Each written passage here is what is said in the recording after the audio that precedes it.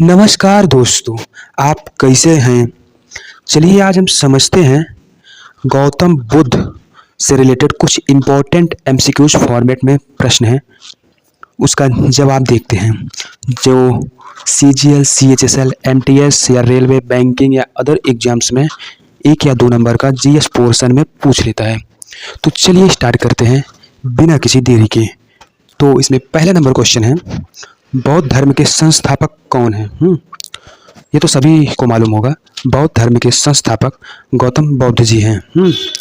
गौतम बुद्ध जिसको बौद्ध धर्म का संस्थापक माना जाता है, इन्हें एशिया का ज्योति पुंज, लाइट ऑफ एशिया के नाम से भी जाना जाता है। लाइट ऑफ एशिया के नाम से भी जाना जाता है। अब इसमें पूछा है, एक चीज़ और इसमें देख लो, गौतम बुद्ध के बचपन का जो नाम है सिद्धार्थ है।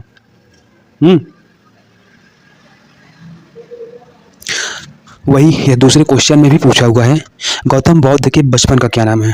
गौतम बुद्ध के बचपन का क्या नाम है? गौतम बुद्ध के बचपन का नाम सिद्धार्थ है और ज्ञान प्राप्ति के बाद इन्हें बुद्ध कहलाए। जब ये बचपन में थे तो इनका नाम सिद्धार्थ था और जब इनको ज्ञान की प्राप्ति हुई तब इन्हें बुद्ध कहा जाने लगा।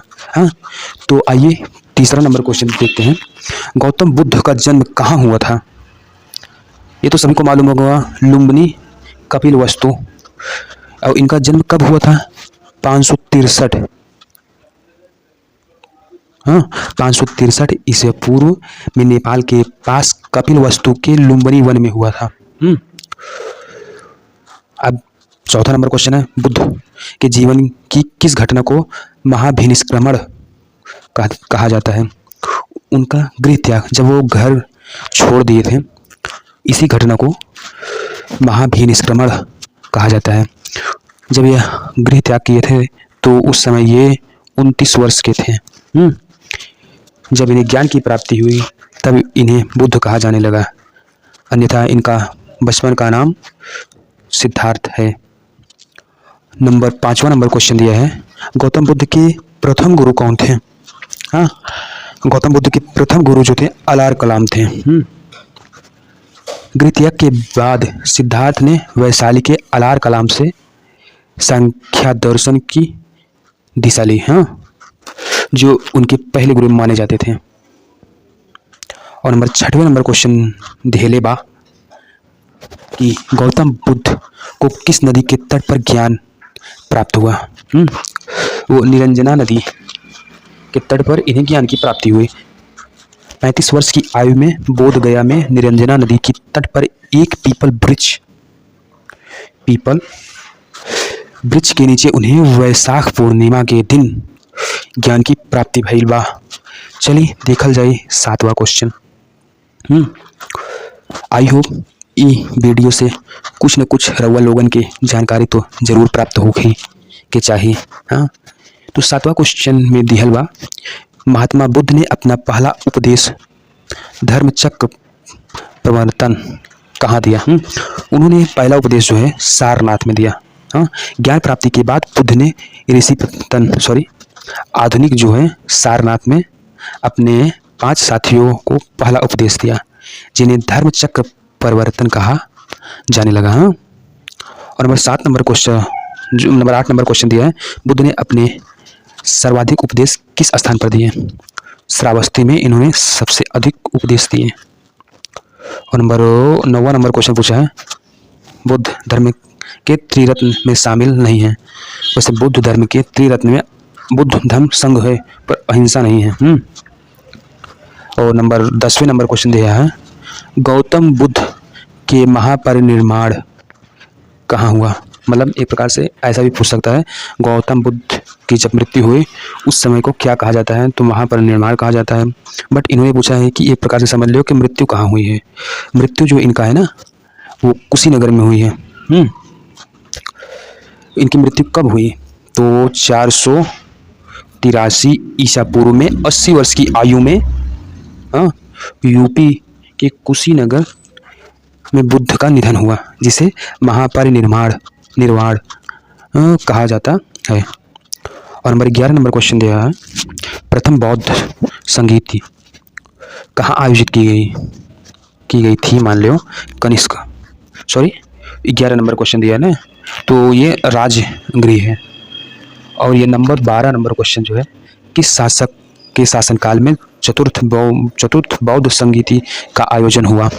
वो जो है कनिष्क के शासनकाल में हुआ। और नंबर 13वें नंबर क्वेश्चन दिया है, चतुर्थ बौद्ध संगीति के बाद बौद्ध धर्म किन दो भागों में विभाजित हो गया?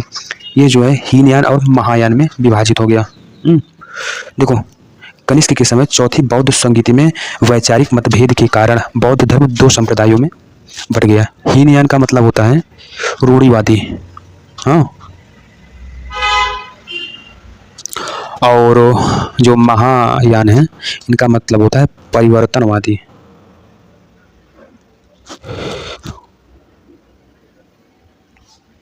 चलो देखते हैं 14 नंबर क्वेश्चन, बौद्ध धर्म की प्रसिद्ध गीता किस ग्रंथ को कहा जाता है?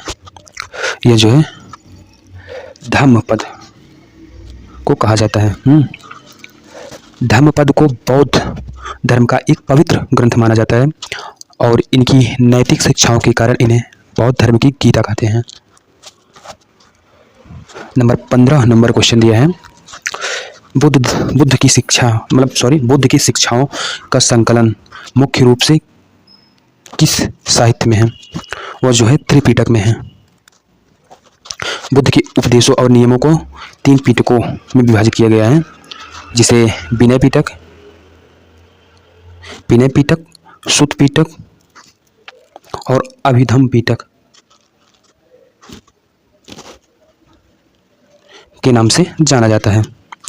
और इसमें 16वां नंबर क्वेश्चन दिया है, बौद्ध दर्शन के अनुसार अष्टांगिक मार्ग का प्रतिपादन किसने किया? वो जो है गौतम बुद्ध ने किया। जीवन के दुखों में मुक्ति पाने के लिए महात्मा बुद्ध ने 8 मार्गों का दर्शन किया, जिन्हें अष्टांगिक मार्ग कहते हैं। और नंबर 17वां नंबर क्वेश्चन दिया है, बौद्ध धर्म में दुखों के कारण को क्या कहा जाता है? मतलब बौद्ध धर्म में दुखों के कारण को क्या कहा जाता है? इसका राइट आंसर जो हो जाएगा ये बी वाला हो जाएगा। सॉरी, कॉल आने लगा था। और इसमें जो है 18वां नंबर क्वेश्चन दिया है, बौद्ध धर्म अपनाने वाली पहली महिला कौन थी? ये तो हमें लग रहा है सभी को मालूम होगा, क्योंकि जो है ये बौद्ध धर्म में जो है कि अपनाने वाली गौतमी प्रजापति थी पहली महिला। हाँ, अपने प्रिय शिष्य आनंद के अनुरोध पर बुद्ध ने वैशाली में महिलाओं को संघ में प्रवेश की अनुमति दी, जिसमें पहली भिक्षुणी महिला माता गौतमी प्रजापति बनी। और नंबर 19 नंबर क्वेश्चन दिया है, काल चक्र उत्सव किस धर्म से संबंध है? वह जो है बौद्ध धर्म से है। और नंबर 20वां नंबर क्वेश्चन दिया है, जिसमें इस वीडियो का अंतिम क्वेश्चन है, पूछा है बुद्ध के उपदेशों की भाषा क्या थी? ये तो सभी को मालूम होगा कि वो पाली भाषा में थी। आई होप यह वीडियो बहुत बेनिफिट हो आप सबके लिए। सो चलिए मिलते हैं नेक्स्ट वीडियो में, तब तक के लिए बाय बाय।